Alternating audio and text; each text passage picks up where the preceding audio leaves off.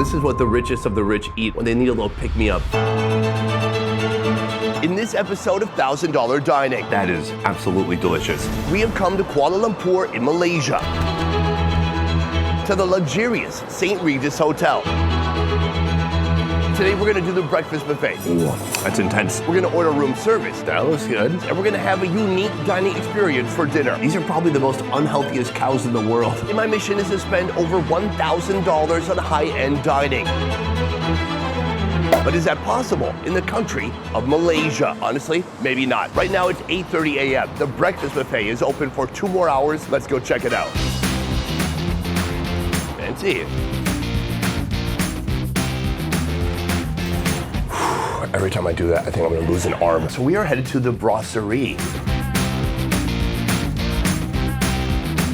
Right behind me is the start of this buffet. Outside of the breakfast buffet, they start with all the boring stuff. They got meat, they got cheese. Over here, we're moving into the bakery section. Look how highly organized it is. Right here, fruit section. I'll be honest, I don't get that excited by the fruit section. This is what I care about here. This is the noodle section. Here they have 3 different types of noodles. They have an egg noodle, they have a flat rice noodle, and they have a vermicelli. As we move forward, we get into the Chinese area. Boom, take a look at that. That looks like it was choreographed. This was not planned out at all. Delicious steamed dim sum for breakfast. Right here we have all types of unique Malay dishes from around the country. For example, that is oxtail soup, sambal satong. This is mee goreng. Whoosh. Take a look at that. This is like a little noodle cake. That looks awesome. I'm definitely gonna be getting that. And this gravy is what goes on top of that. It looks delicious. Then we have the fried food section right here. I like that in case you just have to start your day with 1,000 calories. I'm starting to hate seeing beans and tomatoes at every buffet around the world. Listen, nobody eats beans with their breakfast except for a handful of British people. That's it. I believe there's probably no pork on this buffet whatsoever. There's a large Muslim community here. It makes sense. So when you see bacon here, it's probably beef bacon. But that doesn't mean it can't be good. Just kidding. That's actually what it means. Beyond that, they have beef sausage, chicken sausage, and then this is the live meat section right here. So we have roasted lamb, lamb chorizo, and chicken chorizo. Right here, they have so many different egg toppings for you to choose from. Finally, and perhaps the least exciting of all, they have a yogurt bar. So I'm very excited. There are a lot of new and interesting foods here. I'm gonna get some food. We're gonna sit down and start our day. All right, folks, we have our first round right here. I'm very proud of it. I feel like I have a special talent when it comes to putting plates together that look yummy. I wanna start with debunking the myth that beef bacon tastes good. Right here, we have the beef bacon. It looks pretty close to normal bacon, at least in color. I don't know what they've done to it, but let's try it out. It's pretty good. That's about as good as beef bacon gets. Right here, we have some dim sum. We have green flavored and yellow flavored. Now, I'm hoping this is not a little triangle of cheese. Let me try it out. No, but what is that? I have no idea. I could go ask, I'm not going to. What I noticed too is that even though this is dim sum, some people might eat it with soy sauce. Here, they have about 8 different options for dips, and none of them are soy sauce. This is what they recommended, a sweet chili sauce. Give it a little bit of a dip and try it out. It tastes like a classic Thai sweet chili sauce. It's very nice. It's almost overwhelming though. I can't really taste the dim sum. I just know it's there. I can feel the pressure. Very nice, moist, bouncy, delicious. I like it. Here, we have something I've never tried before. You know, this is a country that loves noodles in different forms, whether they're wheat, whether they're rice. And so right here, they've taken a noodle and they've put it into a log format. And so it's like a little log of noodles. It kind of reminds me of Vietnamese ăn hoi. No, is that the right word? Really? Cheers. Very nice little chicken in there, and there's very spicy curry. It is a lot of spice for morning time, but I like it. So this is course number 1, but there's a lot more I want to see. Let's keep moving. I couldn't resist. We're back here at the noodle bar. I have to try some of these noodles. They look impressive. Hello, noodle man. Hi. Which noodle would you recommend? You can try the flat noodle. Okay, let's do it. He says flat rice noodle. So he's gonna put some of that into this bowl right here. Could I please put in shrimp and some fish balls? Maybe just some mushrooms. A little bit of a dip in blanching basket. So for broth, they have 2 options. They have prawn and they have chicken. I think I'm gonna go prawn. Our basket's almost finished. And then we're going with that prawn broth, fried shallots, and some spring onion. Thank you very much, sir. That looks fantastic. I cannot get more items. I cannot delay because this is a very delicate soup. These rice noodles at any moment could expand, get oversaturated, and become completely useless. If you look at like an egg noodle, that's like the Ronda Rousey of noodles. You can do whatever you want to it. It's gonna be fine. Punch it in the face. Wait, what? No, they can go a few rounds, that's what I'm saying. But these are like super delicate. All right, let's try it out. Whoa, prawn broth was a bold choice. It's very intense, salty, and it certainly tastes of prawn. It tastes even a little bit fermented. This soup, you gotta be fast if you're gonna eat this in the right state. Otherwise, if more than a couple of minutes goes by, the noodles are gonna turn to mush. There will be nothing left. It's like that tragic video of a raccoon that has cotton candy and it tries to get it wet and then it disappears. It'll be like that. So that is the breakfast buffet. That is $30. But next, I'm gonna be showing you my room. Now, my room costs around $450 a day. It's not cheap, but when you see how much you get for $450, it's gonna blow your freaking mind. Let's go take a look. Boom, right here is the entryway, and guys, check it out, a guest bathroom. This is good for you and for your guest. In case there's a surprise emergency, you don't have to smell each other. Here we have a huge living room, couch, television. Every hotel should have this. You come, you've been traveling, you're hungry, and they have, whatever this is. Back over here, we have a desk. Over here, a dining table. And then right here, they have this huge, cool case. This is full of food and snacks. Here, we've got some Tito's, some whiskey, and some other whiskey. Hidden here beneath the coffee maker is the refrigerator. Boom, partially stocked. In case you need to celebrate, they even have a tiny bottle of champagne. Very cool. Right now, we're entering the master bedroom. Whoosh, king bed, plush sheets. And then if you're traveling with a lady, she will love this, a giant walk-in closet. Plenty of space for all your suitcases, and right here, a vanity where you can powder your nose. As we head further down, we find the most unnecessary room in this place, the spa room. I've never seen this before. They literally have a room with a bed for you to get a massage. If you're cheap, it can also be a guest bed. Tuan? And then across from the massage room, we have the master bathroom. Take a look at this toilet. Hold on, usually it opens. Hey. Well, hello there. When you sit down, the seats are heated. Oh, it's making sounds. Front cleansing? I can cleanse the front. As a man, I've never done that before.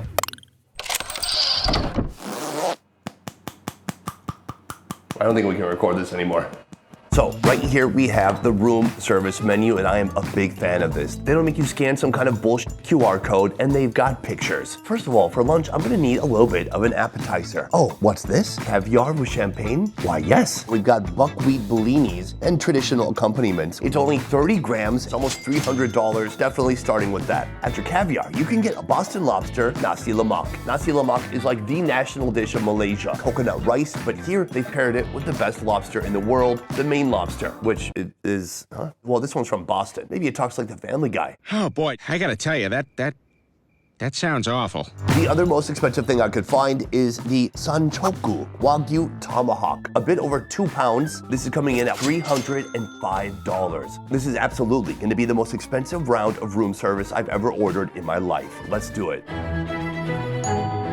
Alas, our food is here. I can't wait to see it. Let's go. Well, hello. Come on in. We have multiple carts coming in. Oh my gosh, lots of food. I see the champagne. I think I see some steak. Yep, thank you. Right here we have our giant tomahawk. Ooh, that was good.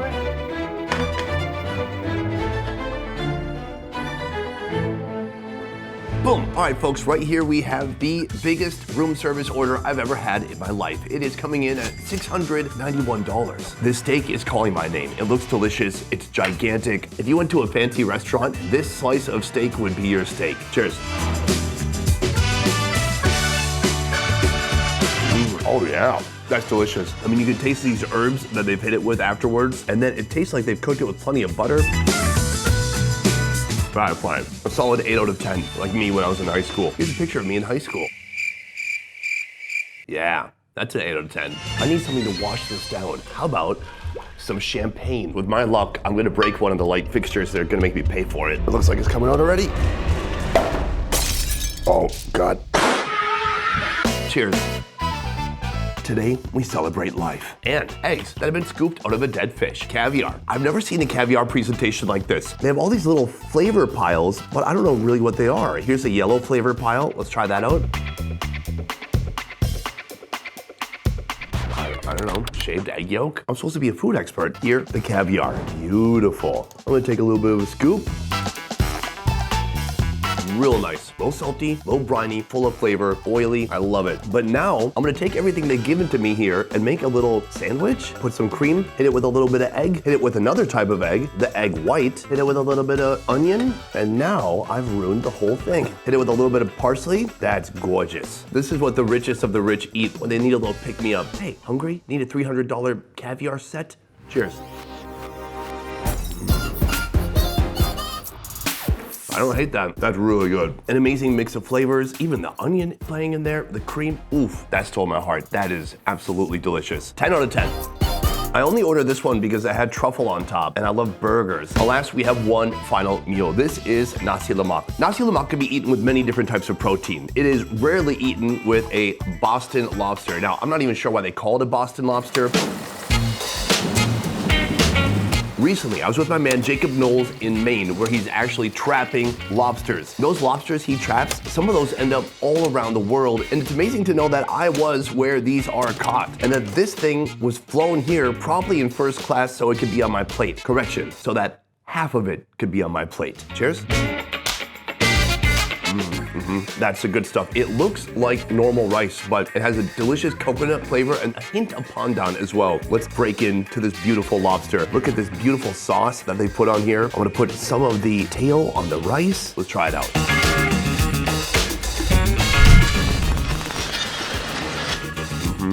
Oh my God, that is 10 out of 10. In the past, there's no way that somebody thought to combine Malaysian cooking techniques and ingredients and sauces with seafood from the Atlantic. This is the ultimate collaboration. This sauce, this sambal is so good, you could put it on a car bomb and it would still be delicious. And you know that we don't have a car bomb on us because they checked when we entered the hotel, so I won't get to test that. All in all, I gotta say, a pricey meal, but nothing here was extremely disappointing. This is only lunch. We still have one more meal to go. I'm gonna go to the nicest restaurant that I can find in this hotel, and I'm gonna order the most expensive thing on their menu. Let's go. Behind me, our restaurant for tonight. This is the most expensive restaurant in this building. It's known as Sushi Takashi. I believe it is a Japanese restaurant, and it is on the Michelin Guide for 2023. I reserved a private room. Let's go inside and see what the menu looks like. Oh my God, guys, take a look at this. They have a meat fridge just hanging out here. A fridge full of meat. I thought it was a meat vending machine at first. Very exciting. All right, private room for one. Take a look. Very minimalist, like my thoughts. All right, folks, let's break down this menu because it is all over the place. I wanted expensive. They have expensive. Actually, they finally have something that's a little bit too rich for my blood. This right here, the Harlan Estate Special Donabe rice. For this clay pot rice, it costs over $2,000 for rice and meat and stuff. Can't do it. I'm gonna start with a couple of simple things that look fascinating to me. And here, these are Japanese-style crustless sandwiches. I'm gonna go with the Wagyu Katsu Sendo. Then I'm also gonna go with this, an Uni Wagyu burger. There's beef and there's uni, sea urchin gonads. Check it out, course one is here and it looks amazing. So this is milk bread, they call it. It is crustless, though it is not made crustless. They have to make it and then cut off the crust. I went to a factory where they do that, and you might be wondering, what do they do with all the crust? Well, they feed it to pigs. No, not me, other pigs. So this is a Wagyu Katsu, which means it's been kind of fried on the outside. They have some panko crumbs on there. Gotta eat it while it's hot, let's go for it. That is decadent. The bread itself, I mean, it's so thin, there's almost no purpose to the bread, except it creates a handle with which you can hold the meat. The meat's been fried, so as you bite through it, you can feel that crunchy coating on the outside, and it is decadent, oily, juicy, and rich. Plus there's some sauce in there, it's a little bit tangy to cut through all that heaviness. It's very nice. Oh man. One by one, the Japanese are taking every food from around the world and perfecting it. What's gonna be next? Beef pho? Pad Thai? Pop-Tarts? Are they gonna perfect the Pop-Tart? I will tell you one thing, this is my first time having a $53 sandwich. But when we're talking expensive, this burger right here is 75 bucks. So this is a beef patty. They put some tangy sauce on there already, some lettuce underneath, and then I have one thing I don't agree with here visually. Look at this, piles and piles and piles of uni. And how much uni am I given? This much. Somehow I'm gonna deal with it. So I'm gonna carefully take the uni, so I'm gonna put it on top of the burger. Now this is Hokkaido uni from northern Japan. Once you put it on there and spread it out, it seems like a pretty good amount. Put the rice bun on top. Cheers.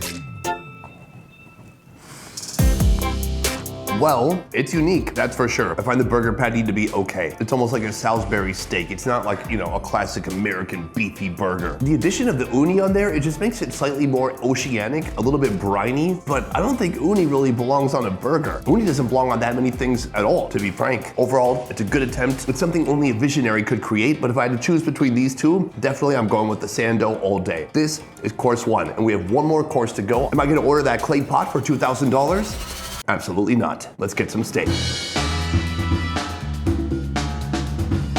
Ladies and gentlemen, right here we have the final course of today and it looks beautiful. I ordered a steak. They didn't ask if I want asparagus or mushrooms or mashed potatoes. They just brought a steak. I tried getting the most expensive steak, but they don't have it. Actually, for their aged steak, you have to plan ahead 1 month. Imagine that. 1 month ahead of time, you have to call them, tell them you want the steak, and then they will give it to you. But I did not do that. I planned ahead by about 3 minutes. So this is what they have. A 300-gram steak that costs $250. What's interesting is they didn't even ask me how I wanted it cooked. They didn't ask me about the temp. They just cooked it to a medium. That was their preference, so I'm going with it. I'm gonna try this middle piece right here. This looks juicy, soft, and tender, really similar to what was already in our sandwich. Let's go for it, baby.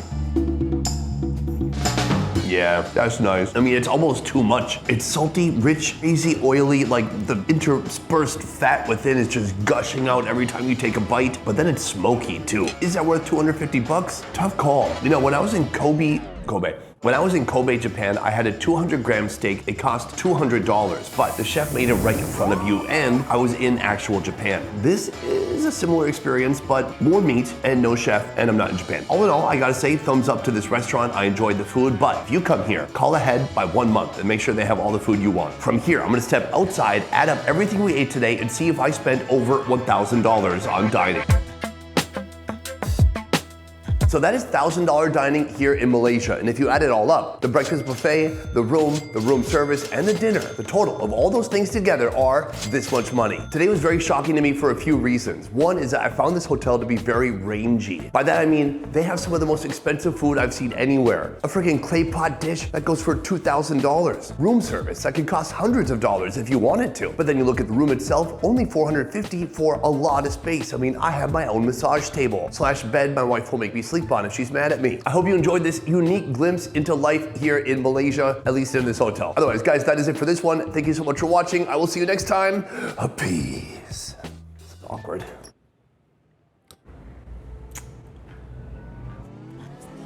Peace.